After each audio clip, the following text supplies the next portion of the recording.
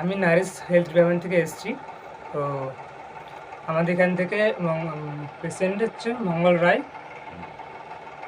ক্যাম্পে এসেছিলো দেখাতে। তো দেখানোর পর তার সমস্যা ছিল, ফার্স্ট টাইম হচ্ছে নার্ভ সিস্টেম সমস্যা ছিল। সেখান থেকে যে ওখান থেকে যে প্রোডাক্ট দেওয়া হয়েছিল, ওষুধ দেওয়া হয়েছিল, সেখান থেকে শরীরে খাওয়ার পর সুবিধা হয়েছে।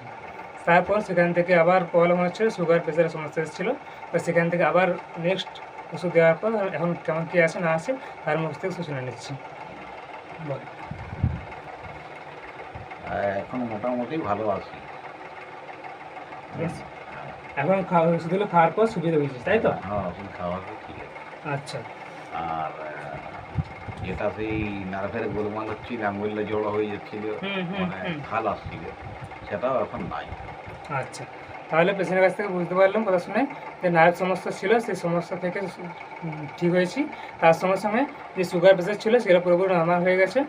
তো কী কী প্রোডাক্ট খেয়েছিল দেখে দেখানো যাচ্ছে যে আমলা জুস, তার সঙ্গে সঙ্গে ছিল মাল্টিফাইবার, তারপর ছিল স্পিরুলিনা এবং মোরিঙ্গা প্রেসারের জন্য, ঠিক আছে।